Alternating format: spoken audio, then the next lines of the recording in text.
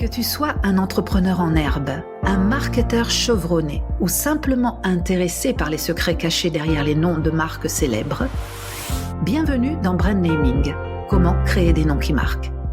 Je m'appelle Béatrice Ferrari, je suis fondatrice de la société Cinesia et experte dans la stratégie et la création de noms de marques. Dans ce podcast, nous découvrons ensemble toutes les clés indispensables à une pratique performante du naming. Choisir un nom capable de capturer l'essence d'une nouvelle marque, tout en étant facile à prononcer et à mémoriser, est un préalable essentiel à la construction d'un branding fort, distinctif et percutant. Alors, assieds-toi, détends-toi et laisse-toi guider dans le monde fascinant des noms de marques. Aujourd'hui, je te propose un nouveau type de voyage. Un voyage à travers un nom de marque célèbre. Si je te dis Haribo, à quoi tu penses ? Haribo. Qu'est-ce que tu ressens ? Qu'est-ce que tu vois ? Est-ce que tu associes le nom Haribo à un goût, à des couleurs, des textures, des formes ? Pour moi, Haribo, c'est toute mon enfance. J'ai grandi avec Haribo. C'est une marque qui a fait partie de ma vie. Et toi ? Est-ce que tu t'es déjà posé la question de la signification du nom Haribo ? Eh bien moi, jusqu'à ce que je fasse ce métier, en réalité, je m'étais jamais posé la question de la signification de ce nom. On revient sur un thème qu'on a déjà exploré, c'est que le nom devient la marque. Une fois que le nom est une marque, on ne se pose plus la question de sa signification réelle. Et Haribo, on s'est posé la question avec Anne, avec qui je fais ce podcast, qui me pose des questions régulièrement. On s'est dit, c'est vraiment un nom bizarre, mais d'où ça vient, Haribo ? Je te propose d'aller explorer ce nom et d'illustrer les thèmes qu'on a déjà vus ensemble à travers cet exemple. Quelle est l'origine d'Haribo ? Sans aller tout de suite à l'origine de ce nom, je te dirais que moi, j'étais persuadée que c'était un nom français, une marque française. Étant donné que j'ai grandi avec Haribo, pour moi, Haribo, ça me renvoyait aux fraises Tagada, évidemment, aux petits ours, aux boulangeries où les bonbons étaient vendus en vrac, et aujourd'hui à ces packaging très reconnaissables avec Haribo écrit en gros, les packaging transparents avec tous les bonbons. Enfin bon, c'est mon enfance, c'est le sucre, c'est les goûters, c'est les partages, c'est la fête. Haribo, c'est vraiment une marque très proche, très familière, très sympathique, très tendre, je dirais. Alors qu'est-ce que je découvre en allant voir l'histoire de la marque Haribo, c'est qu'elle existe depuis plus de 100 ans. En réalité, en 2020, Haribo a fêté ses 100 ans d'existence. Qu'est-ce que veut dire le nom Haribo ? Moi, personnellement, je n'arrive pas à l'associer à des mots existants. J'arrive absolument pas à imaginer une étymologie sur le nom Haribo. Pour comprendre comment il est formé, d'abord, je vais te dire, c'est un acronyme qui est formé de 3 composantes, H-A qui correspond à Hans, R-I qui correspond à Riegel et B-O qui correspond à Bonn. Alors, en te donnant cette origine, je te donne déjà une indication de l'origine de la marque. Eh bien, figure-toi que Haribo est une marque allemande. Elle est née en Allemagne en 1920 et effectivement, c'est ce Hans Riegel, qui était un confiseur passionné par son métier, qui décide de créer sa propre entreprise et qui l'appelle de façon très simple en créant cet acronyme. Parenthèse, on aura l'occasion d'approfondir aussi les typologies de noms. Comme typologie, l'acronyme est différent du sigle.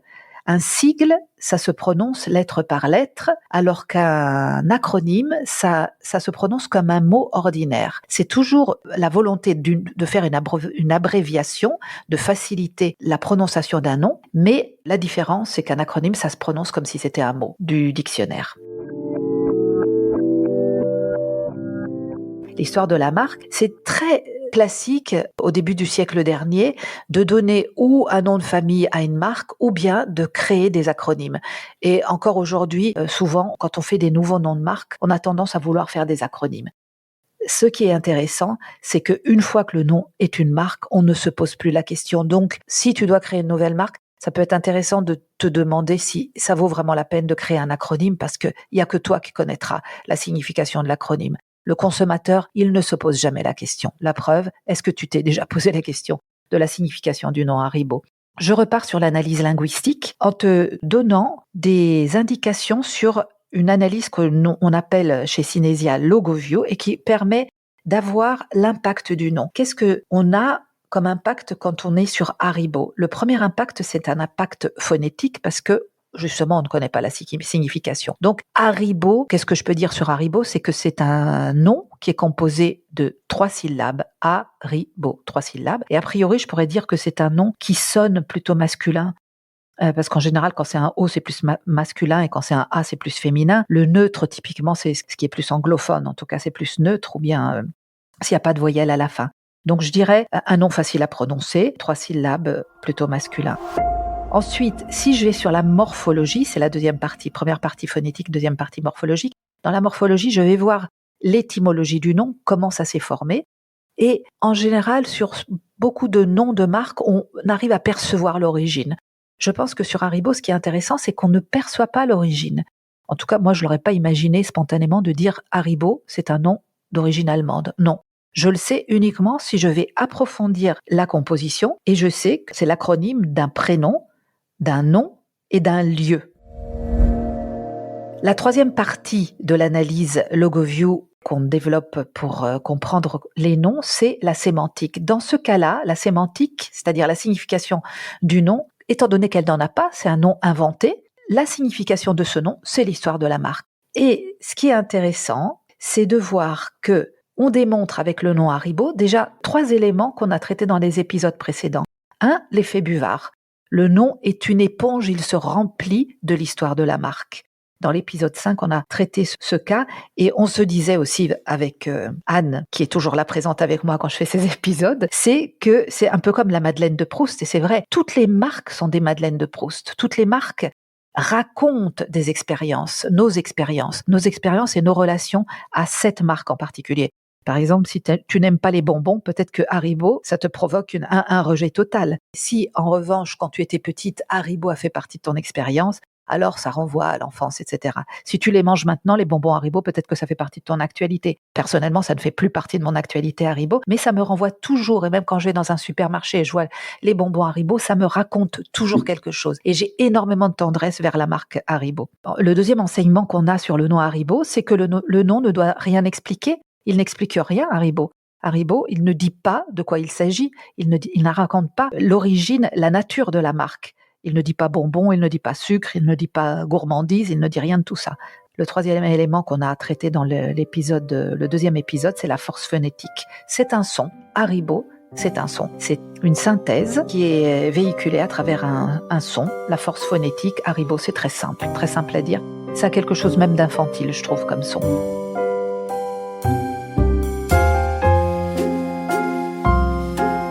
Alors, si on repart sur l'histoire de la marque, le jeune homme qui a fait cette confiserie dans l'arrière-cuisine familiale, en fait, ce qui est intéressant, c'est qu'il avait un petit atelier, mais avec une vision claire, qui était de créer des bonbons pour apporter de la joie aux enfants et aux adultes. En 1921, il a embauché sa première employée, qui était sa femme Gertrude. J'imagine Gertrude en allemand. Et en 1922, il a lancé le premier produit de la marque Haribo, qui sont les ours en gélatine, qui se sont appelés les ours d'or. Moi, je m'en souviens très bien, les ours de toutes les couleurs transparentes.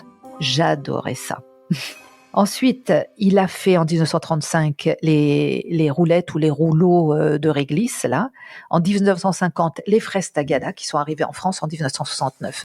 Aujourd'hui, Haribo, c'est non seulement les fraises Tagada, mais les Carensac, les Riclès, le Zan, les Dragibus, enfin bon. Et Haribo, c'est beau la vie, pour les grands et pour les petits. Voilà, c'est aussi un slogan connu par tout le monde. En fait, Haribo, aujourd'hui, est présent dans plus de 120 pays. Ce qui est intéressant aussi, c'est que toutes les marques de produits n'existent pas dans tous les pays. C'est une marque qui s'est adaptée et qui a lancé des produits dans certains pays, dans d'autres pas.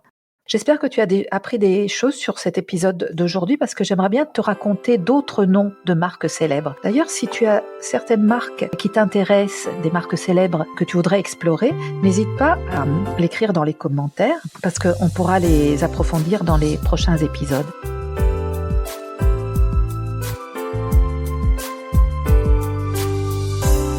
Donc Haribo Kezako, pour toi Haribo, qu'est-ce que ça raconte ? Si tu as des questions ou des commentaires sur cet épisode, n'hésite pas à les partager avec moi sur les réseaux sociaux ou sur notre site web synesia.com, synesia.com. Tous les liens sont présents dans le descriptif. Et rappelle-toi également de t'abonner afin de ne pas manquer les prochains épisodes et à mettre 5 étoiles sur Apple Podcasts et Spotify. À très bientôt pour de nouvelles aventures dans le monde passionnant du naming.